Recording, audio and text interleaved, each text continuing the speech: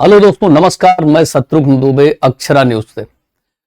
बीते दिनों दिल्ली में हुए ब्लास्ट के बारे में आज मैं आपसे चर्चा करूंगा। मैं पिछले एक हफ्ते से दिल्ली में ही था और जब ये ब्लास्ट हुआ लाल किले के पास, तो भी मैं लगभग आधे किलोमीटर की दूरी पर मौजूद था। तो ब्लास्ट के समय जो बातें वहां हुई, जो चश्मदीदों ने बताया, जो मीडिया रिपोर्ट्स आ रही हैं और जो सरकार के हवाले से बातें निकल कर आ रही हैं, उसके विश्लेषण से यही पता लगता है कि अभी सरकार भी ये तय नहीं कर पा रही है कि एक्चुअली ब्लास्ट के पीछे किसका हाथ है और ब्लास्ट किस तरीके का है। जो पैटर्न इसमें देखने को मिल रहा है, उस पैटर्न के बारे में भी सुरक्षा एजेंसियों ने या सरकार ने अभी कोई बेहतरीन या अभी कोई खुलासा नहीं किया है।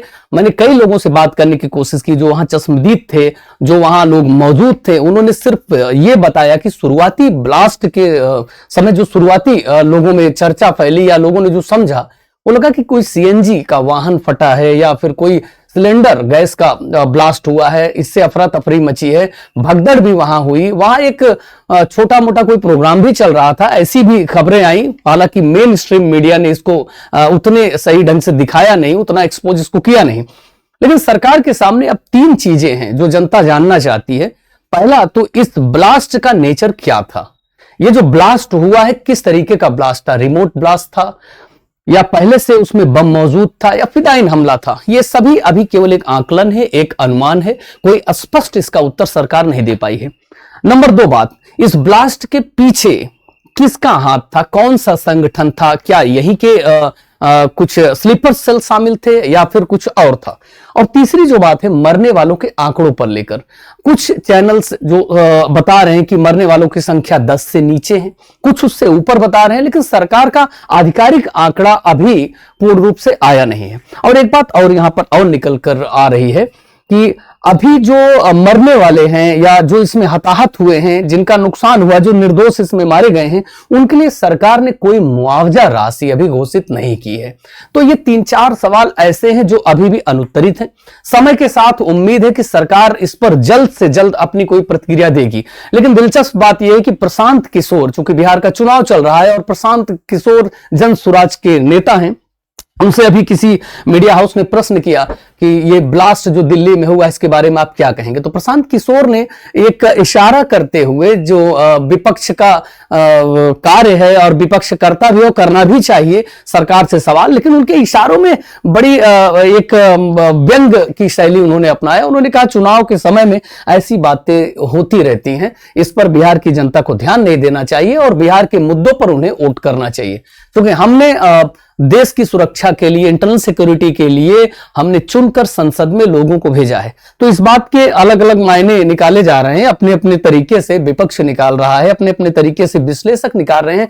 लेकिन हम आपको जो वहां पर चश्मदीदों के हवाले से बता रहे हैं वो यही है कि ये ब्लास्ट कोई मामूली ब्लास्ट नहीं था। सीएनजी का ब्लास्ट बिल्कुल नहीं लग रहा है। जिस तरीके से लोगों के परखच्चे उड़ गए हैं, मैं ब्लास्ट साइट पे भी गया था, मैंने देखा, क्योंकि वहां सुरक्षा कारणों से नजदीक तो नहीं जाने दिया गया, लेकिन मैंने देखा कि जो वहां की स्थिति है और जो वहां लोग मौजूद थे, उन्होंने जो बताया उनके लिहाज से कि ऐसा धमाका सिलेंडर का नहीं हो सकता, ऐसा धमाका सीएनजी का नहीं हो सकता।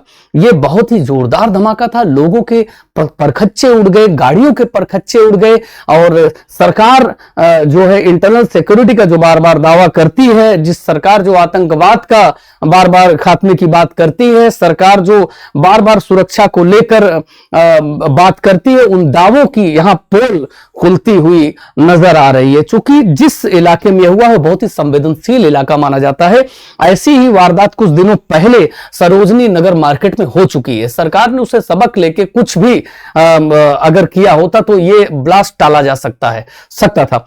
क्योंकि सरकार के पास कई दिनों से इंटेलिजेंस एजेंसियों का इनपुट मिल रहा था, आ रहा था, गिरफ्तारियां भी हो रही थी, लेकिन क्रोनोलॉजी को समझने में सरकार को कहीं ना कहीं थोड़ा सा सरकार को और एक्टिव होना था। क्रोनोलॉजी समझ नहीं पाई और सरकार चाहती तो इस पर और बेहतर ढंग से काम हो सकता था। लेकिन चूंकि जैसा कि प्रशांत किशोर ने कहा, चुनाव के समय ऐसी घटनाएं यदा कदा होती रहती। इसके दो मायने निकाले जा सकते हैं। पहले ये कि चुनाव के समय में पूरी एजेंसियां चुनाव पर शिफ्ट हो जाती हैं, यह भी हो सकता है। दूसरा इसका मतलब यह निकाला जा सकता है कि चुनाव के समय में देश को अस्थिर करके उसका ध्यान सही मुद्दों से भटकाकर दूसरे मुद्दों को जन्म दे देना, ये भी एक पॉलिसी होती है कुछ लोगों की, वो चाहे पक्ष के हों या विपक्ष के हों, दोनों लोग ऐसा दावा करते हैं। अब ये थर्ड स्टेट पार्टी कौन हो सकती है, इसके लिए थोड़ा जानने में वक्त लगेगा। फिलहाल मैं और अपडेट लेके आप लोगों के सामने आता रहूंगा। नमस्कार, धन्यवाद।